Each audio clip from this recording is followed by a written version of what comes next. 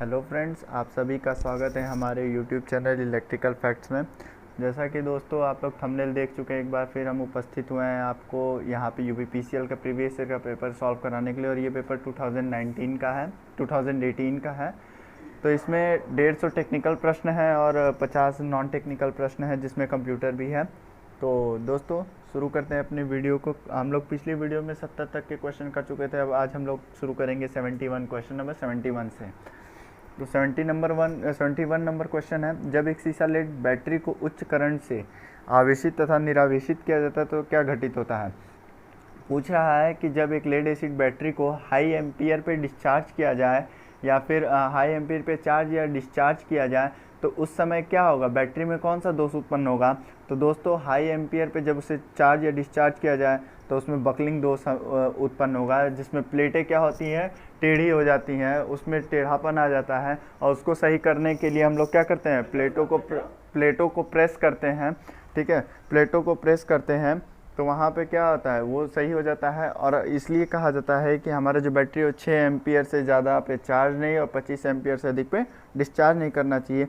जो सल्फेशन दोष है, ये सल्फेशन दोष आपका प्रयोग सल्फेशन दोष सल्फेट के कुछ अंश झड़ने के कारण होता है और इसको हटाने के लिए हम लोग ट्रिकल चार्जिंग का प्रयोग करते हैं। नेक्स्ट क्वेश्चन देखते हैं। क्वेश्चन नंबर 72 है, फ्यूज तार में प्रतिरोधकता और गलनांक निम्न होना चाहिए, क्या होना चाहिए। तो देखिए दोस्तों, ये बहुत ही कंफ्यूजिंग क्वेश्चन है। ये हर एक एग्ज़ाम में अलग अलग होता है। कहीं यूपीपीसीएल मानता है कि निम्न और दोनों निम्न होना चाहिए। ठीक है, फ्यूज तार में प्रतिरोधकता भी निम्न होनी चाहिए और गलनांक भी निम्न होना चाहिए। और कहीं पे मानता है कि प्रतिरोधकता उच्च होनी चाहिए और गलनांक भी निम्न होना चाहिए। ठीक है, तो गलनांक तो हमेशा निम्न होना चाहिए, क्योंकि ये क्या होता है, हमारा फ्यूज वायर जैसे ही करंट उसमें प्रवाहित हो क्या तुरंत गल जाना चाहिए। तो ये बस प्रतिरोधकता का थोड़ा सा कन्फ्यूज़न होता है। तो यूपीपीसीएल में हमेशा मानता है कि दोनों निम्न होना चाहिए। नेक्स्ट क्वेश्चन देखते हैं, डोमेस्टिक एसी आपूर्ति में आरएमएस मान, जैसा कि आप लोग को पता है ये एसी चैप्टर का क्वेश्चन है। तो आरएमएस मान किससे प्रदर्शित किया जाता है, 0.707 से। 0.637 से हमारा क्या होता है, एवरेज मान को दर्शाया जाता है। इसको एवरेज मान से दर्शाया जाता है हमेशा 0.636 से। यहाँ पे 0.7 भी है। ठीक है, ये एवरेज मान होता है। और ये जो हमारा 0.707 क्या होता है, आरएमएस मान होता है। क्या होता है, आरएमएस मान होता है। क्लियर है। नेक्स्ट क्वेश्चन देखते हैं। क्वेश्चन नंबर 74, 3 फेज पावर और लाइटिंग लोड के लिए केबल का कोर होना चाहिए। देखिए ये 3 फेज है और इसके लाइटिंग लोड के लिए है। तो 3 फेज के लिए लाइटिंग लोड कितना होना चाहिए, 3.5 कोर की केबल होनी चाहिए। 3.5 कोर की केबल का मतलब ये होता है कि 3 तो इसमें R/B फेस होंगे। ठीक है, R/B फेस होंगे। और जो फेस लाइन का कंडक्टर है, मान लीजिए वो 1 स्क्वायर mm है, तो उसकी थोड़ी सी आधी रखी जाती है न्यूट्रल के लिए। तो इसलिए हम लोग कहते हैं उसे 3.5 कोर की केबल। ठीक है, ये इसका मतलब ये नहीं होता है कि अब उसमें आधा कंडक्टर होगा, नहीं, उसकी साइज घट जाती है। ठीक है, न्यूट्रल वाले वायर की साइज घट जाती है, तो इसलिए 3.5 कोर का केबल उसे कहा जाता है। नेक्स्ट क्वेश्चन देखते हैं कि क्वेश्चन नंबर 75 है, ACSR का पूर्ण रूप क्या है। जैसा कि आप लोग को पता है ये ट्रांसमिशन का क्वेश्चन है। ACSR aluminium conductor steel reinforced होता है, इसका उपयोग किया जाता है हमारे ट्रांसमिशन लाइनों में। तो इसलिए वो इसका पूरा नाम क्या हो जाएगा, एल्युमिनियम कंडक्टर स्टील रेनफोर्स। उसी तरह से CCSR होता है कॉपर, तो कॉपर कंडक्टर स्टील रेनफोर्स उसे कहा जाता है। ठीक है, और ज़्यादातर इस्तेमाल इन दोनों का किस में होता है, हमारा ट्रांसमिशन लाइन में। नेक्स्ट क्वेश्चन देखते हैं। क्वेश्चन नंबर 76 है, ट्रांसफार्मर की सुरक्षा के लिए आमतौर पर किस प्रकार की रिले का प्रयोग किया जाता है। तो ट्रांसफार्मर में सिर्फ एक ही रिले प्रयोग किया जाता है, वो है बकोल रिले। वो भी इंटरनल फॉल्ट्स के लिए, जितने भी इंटरनल फॉल्ट्स होंगे उसके लिए इसका प्रयोग किया जाता है। और ये किस टाइप का है, ये गैस ऑपरेटेड है, गैस ऑपरेटेड रिले है। क्या है, गैस ऑपरेटेड रिले है।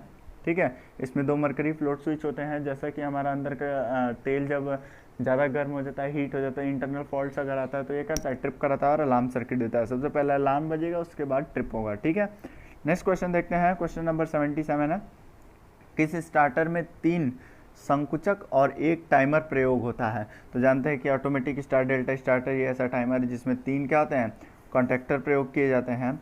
और उसमें 3 कॉन्टैक्टर प्रयोग किए जाते हैं और उसमें एक टाइमर लगाता है जो सर्किट को उस फिक्स्ड टाइम पे क्या करता है, स्टार से डेल्टा में कन्वर्ट करता है।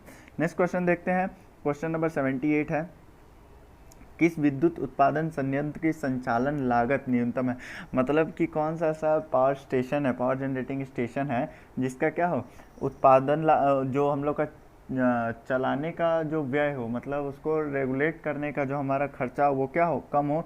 तो ऐसा एक ही हमारा है, वो है हमारा हाइड्रो इलेक्ट्रिक पावर स्टेशन। ठीक है, हाइड्रो इलेक्ट्रिक पावर स्टेशन का जो मतलब संचालन लागत होता है वो क्या होता है, न्यूनतम होता है। बट इसका जो स्टार्टिंग कॉस्ट होता है, मतलब शुरुआत में जो इसको स्थापित किया जाता है तो उस समय उसका क्या होता है, स्टार्टिंग कॉस्ट हाई होता है। क्लियर है? नेक्स्ट क्वेश्चन देखते हैं, 79 है, किस प्रकार के ट्रांसफार्मर का प्रयोग वोल्टेज स्टेबलाइजर के किया जाता है? तो वो होता है हमारा ऑटो ट्रांसफार्मर टाइप का जो हमारा ट्रांसफार्मर होता है उसे किस में प्रयोग किया जाता है, और वोल्टेज स्टेबलाइजर में किया जाता है। नेक्स्ट क्वेश्चन देखते हैं, क्वेश्चन नंबर 80 है, निम्न में से किस सेल का कार्यकाल सबसे लंबा होता है? तो लिथियम सेल का क्या होता है, कार्यकाल सबसे लंबा होता है। क्लियर है? Dry cell, mercury cell, silver oxide cell. ये ड्राई सेल जो है ये आपका प्राइमरी सेल के अंतर्गत आता है, मरकरी सेल भी प्राइमरी सेल के अंतर्गत आता है।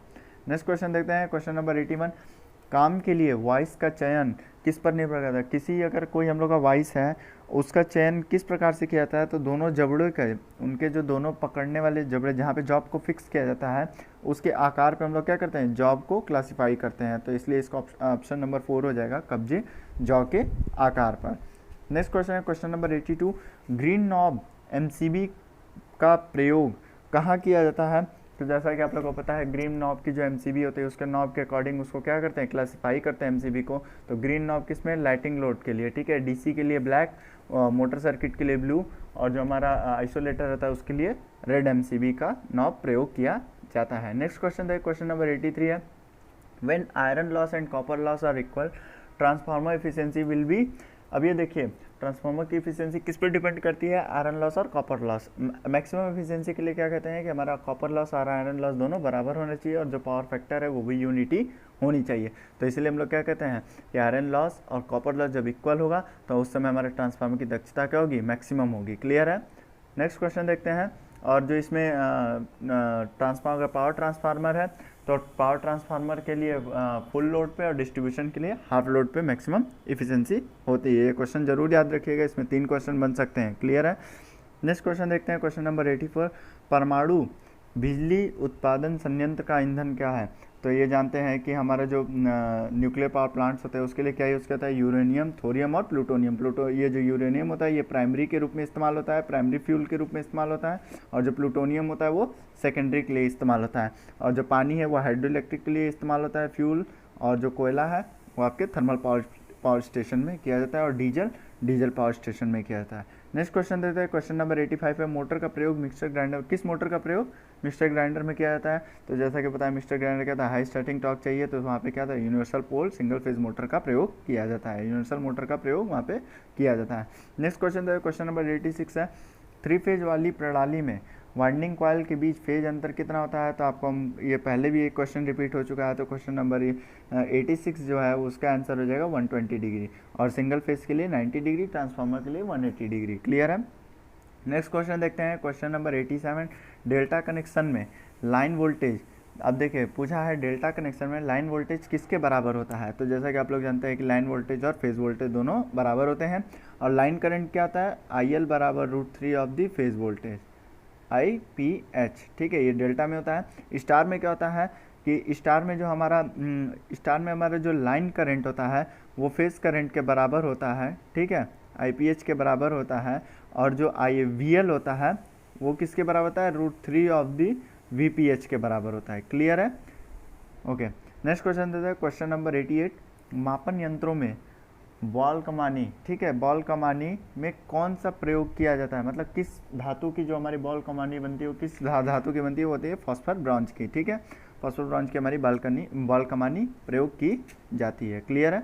नेक्स्ट क्वेश्चन देता है, क्वेश्चन नंबर 89 है, ट्रांसफार्मर लोड के अनुसार किस प्रकार के क्षय में परिवर्तन होता है? तो जैसा कि आपको पता है कि अगर ट्रांसफार्मर पे लोड दिया जाता है तो क्या होता है, कॉपर वाइंडिंग ही जो होती है, तांबे का क्षय उसमें कॉपर वाइंडिंग होती है, और वहाँ पे कॉपर लॉस ही परिवर्तित होता है। क्लियर है?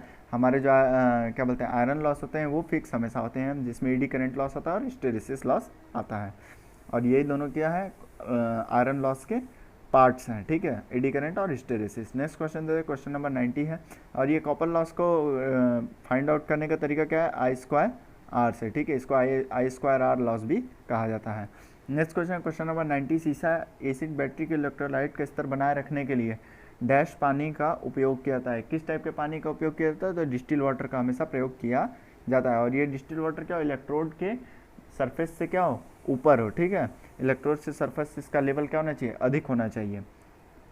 नेक्स्ट क्वेश्चन देते हैं, क्वेश्चन नंबर 91 है, मध्यवर्ती स्विच का प्रयोग मतलब इंटरमीडिएट स्विच का प्रयोग सीडी वायरिंग में किया जाता है जहां एक लैंप कितने स्थानों से नियंत्रित हो।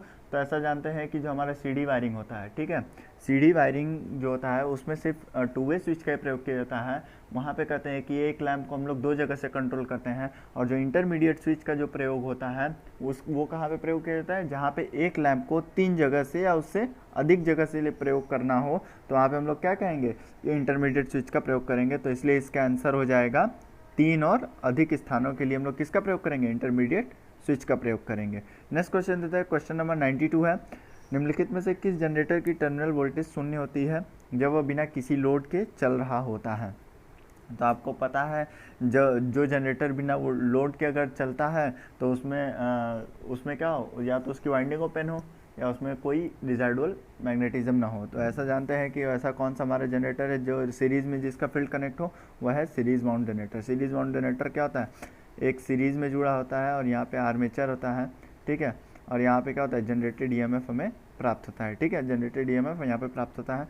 तो अगर इस पर कोई लोड नहीं लगाया जाएगा, ठीक है, यहाँ पे अगर यहाँ पे लोड ना लगाया जाए तो इसकी क्या हो, सर्किट नहीं कंप्लीट हो रही है। भले हम लोग आर्मेचर को क्या करें, प्राइम मूवर से घुमाए जा रहे हैं, लेकिन फील्ड में कोई फ्लक्स उत्पन्न नहीं हो रहा है, करंट उसमें बह नहीं पा रही है। इसलिए क्या कहते हैं हम लोग कि अगर इसको बिना लोड के चलाया जाए तो ये जनरेटेड के टर्मिनल वोल्टेज क्या होगा, शून्य होगा। नेक्स्ट क्वेश्चन है, क्वेश्चन नंबर 93 है, निम्न में से किसका प्रयोग केबल को यांत्रिक सुरक्षा प्रदान करने के लिए किया जाता है।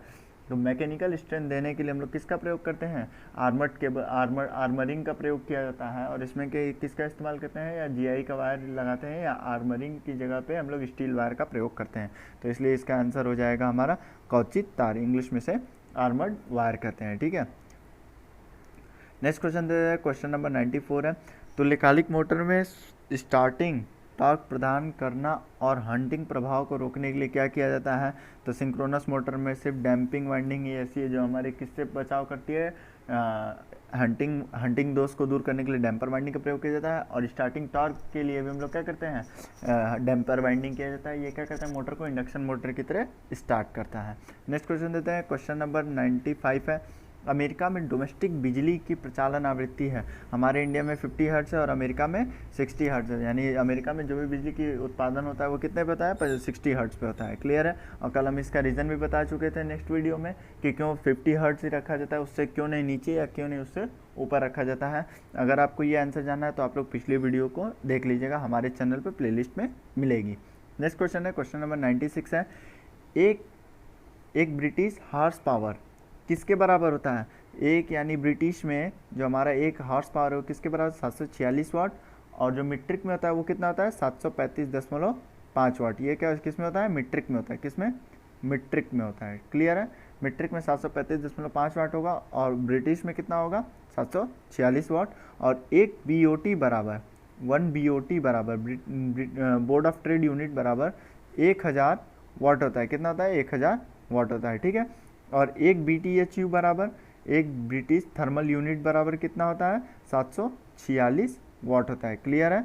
इस चीज़ को आप लोग याद रखिए, क्वेश्चन में पूछ सकता है BOT और BTHU, ठीक है। नेक्स्ट क्वेश्चन देता है, क्वेश्चन नंबर 97, सर्किट में इलेक्ट्रॉन को धकेलने वाले दाब को कहा जाता है। तो बहुत ही आसान क्वेश्चन पूछ दिए, जो हम लोग इलेक्ट्रिक प्रेशर लगाते हैं उसे क्या कहा जाता है, पोटेंशियल कहा जाता है या वोल्टेज कहा जाता है, क्लियर है। इलेक्ट्रॉन को जो हम लोग को मूव कराने में सहायता देता है वो कौन करता है, वोल्टेज सहायता प्रदान करता है।